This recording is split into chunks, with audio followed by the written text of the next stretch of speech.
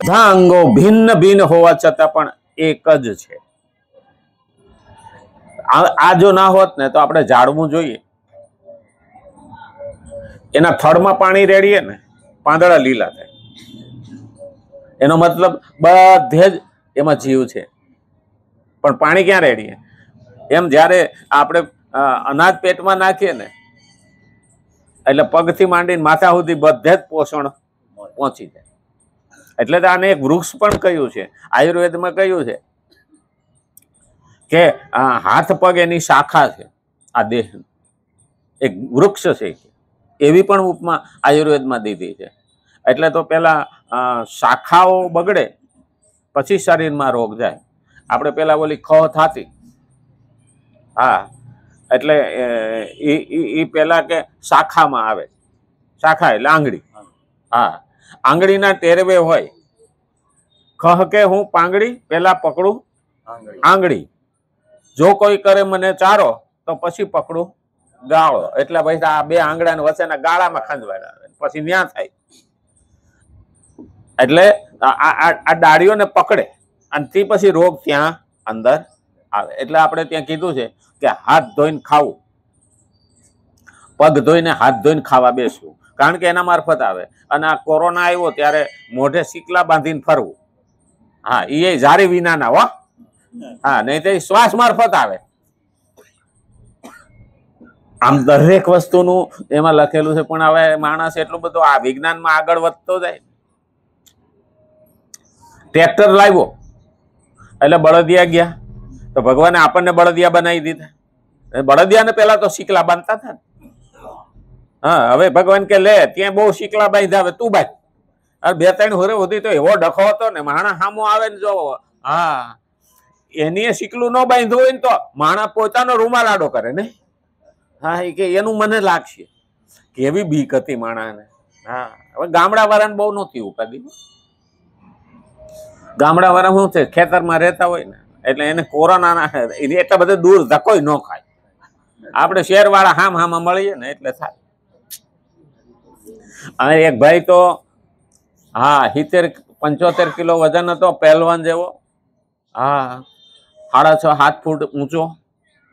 અને એને કીધું લા કોરોના છે, ઘરમાં રે. અરે હામો આવે તો એક મુક્કો માર્યા ભેગો પાડી દઉં.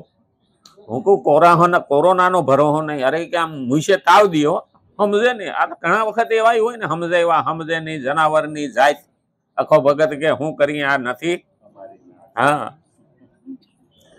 એટલે 2-3 વાર સમજાવ્યો પણ ન સમજ્યો. અને એમાં હારો ક્યાંકથી કોરોના ઘૂસ્યો. તે 35 દિવસ સુધી હોસ્પિટલમાં રહ્યો. તે 75 કિલો વજન હતો અને 35 કિલો રહ્યો. હા, હેલો આવતો હોય ને તો આમાં લાકડા જેવો. મેં એને કીધું આવું થયું, એ કે કોરોના આવ્યો હતો. હું કહું તું તો કેતો હતો ને મુક્કો મારીને પાડી દઈ, કે મારો બેટો કયા ઘૂસી ગયો, મને પાડી દીધો. કે આમાં અભિમાન હાલે નહીં. શરીરને હાચવવું જોઈએ.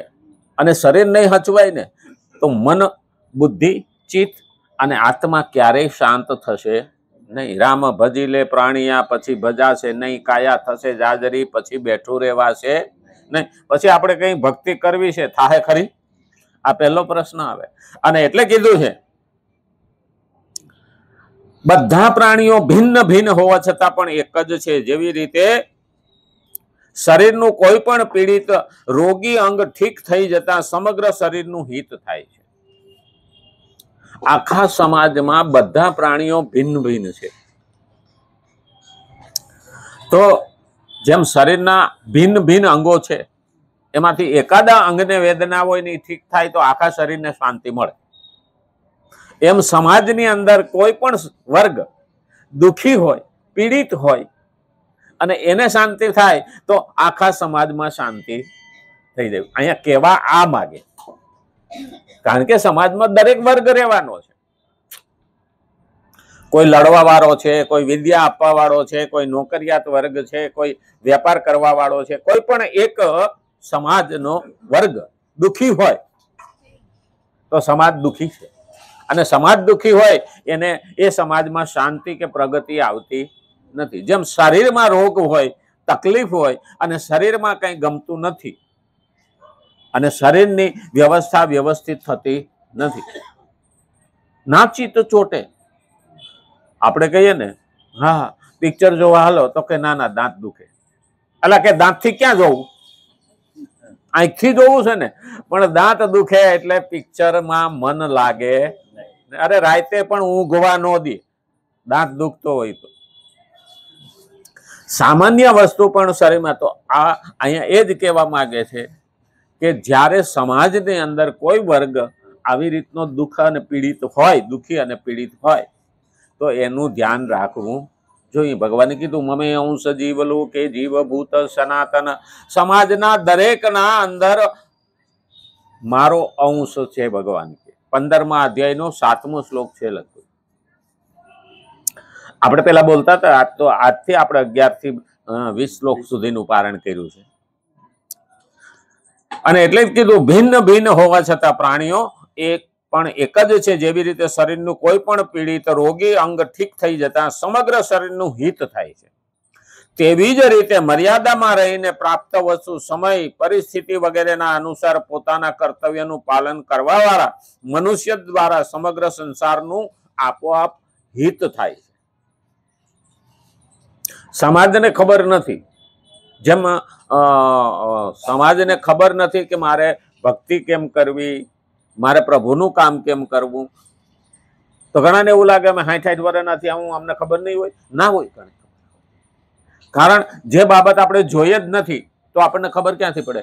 બાળક આપણે પેલા નાના હતા ત્યારે, હવે અત્યારે લાઈટ આવી છે ને, નાના હતા ત્યારે દીવો લઈને આપણે ખાવા બેસતા. તો 6 મહિનાનું બાળક હોય ને તો 4 ઢેચણિયા ભર હાલતું હાલતું, ભાખોડિયા ભર કહીએ, હાલતું હાલતું દીવો પકડવા જાય. એટલે એની માં શું કરે?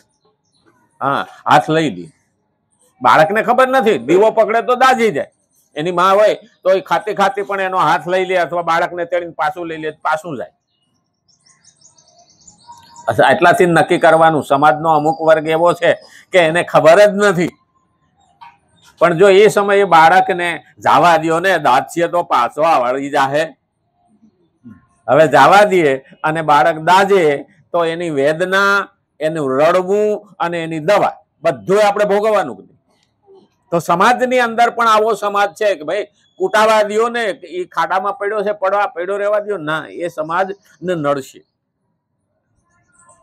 એ વખતે રામાનંદાચાર્ય એના શિષ્યોને લઈને એક વખત દેશારટણમાં નીકળ્યા હતા. તો એક ગામમાં ગયા.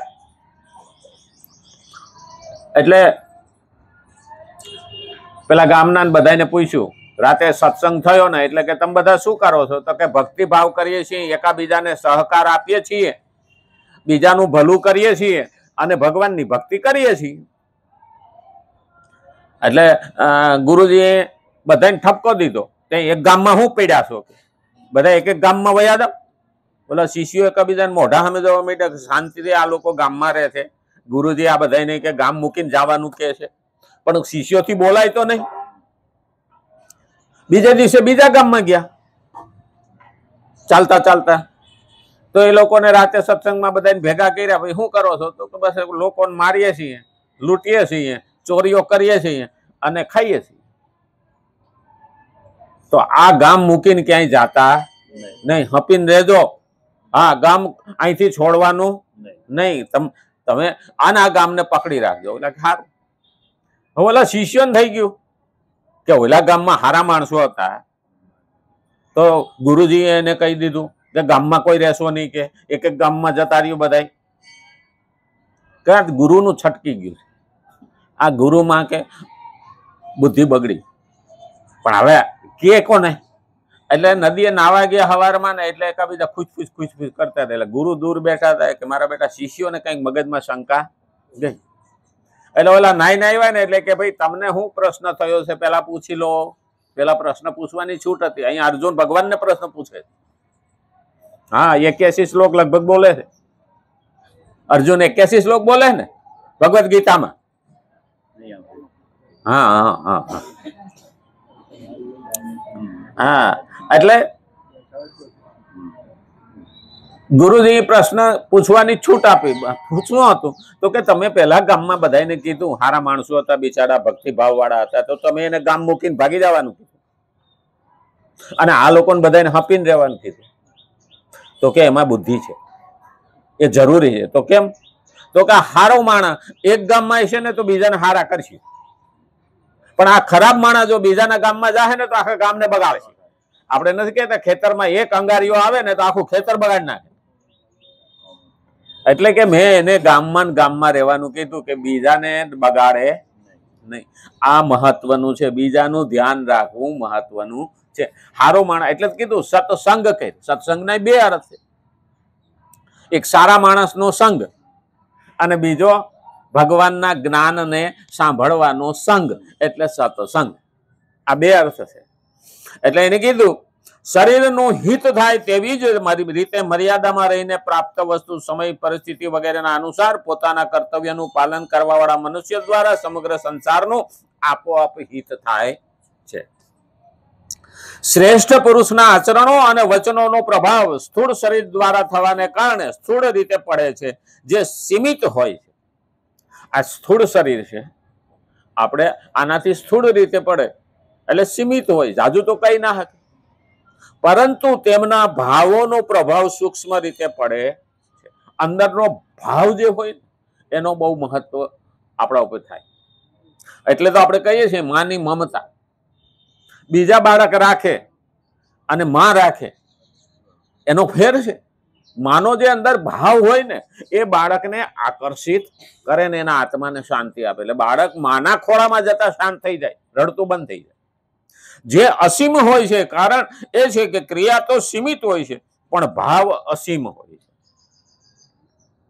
ભાવ જ્યારે વધે ને આપણો સમાજ તરફ, વ્યક્તિ તરફ, જીવ તરફ ભાવ વધે ને ત્યારે સ્વ રાજી થાય. સ્વ એટલે આત્મા રાજી થાય. તો સ્વ એમાં ભળે તો એને કહેવાય શું? સ્વભાવ.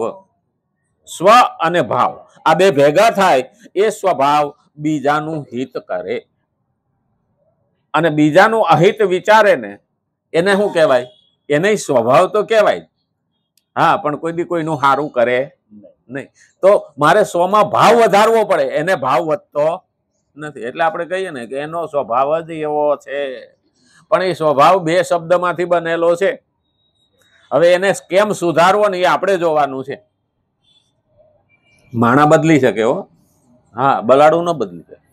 બલાડાને તો ગમે એવી પઢાવી હોય ને તો પણ ઉંદેડો દેખે એટલે એનો સ્વભાવ જાય ખરો ના. અને કૂતરાને પૂછડી નહીં આપણે ગામડામાં કહેતા, ગમે એટલી ભોમાં દાટો તો પણ વાંકીને વાંકી, બહાર કાઢો એટલે વાંકીને વાંકી. ઈ નો બદલી શકે, આપણે બદલી શકીએ. અને શ્રેષ્ઠ પુરુષ જે ભાવોનો પોતાના આચરણમાં લાવે છે તે ભાવોનો બીજા મનુષ્યો ઉપર ઘણો જ પ્રભાવ પડે છે. શ્રેષ્ઠ પુરુષ જે ભાવને પોતાનામાં આચરણમાં લાવે, હા, બધાને પોતાના આચરણમાં લાવે. ખરેખર અમુક જોવો ને તો આપણને એવો વાલો લાગતો હોય ને, જાણે પાસે બેઠો હોય ને જલેબીને ઘોસડું ખવડાવી દે. હા, એવું આપણને વાલો લાગે. અમારે એક ભાઈ હતા ને, એ એટલો બધો એનો સ્વભાવ સરસ ને, 2 કલાક બે બોલે ને તો આપણને એમ થાય ને કે હજી બોલે. માથું દુખતું હોય તો એ ઉતરી જાય. એટલો સરસ એનો સ્વભાવ હતો ને. એ બોલે અને એવું વ્યવસ્થિત બોલે.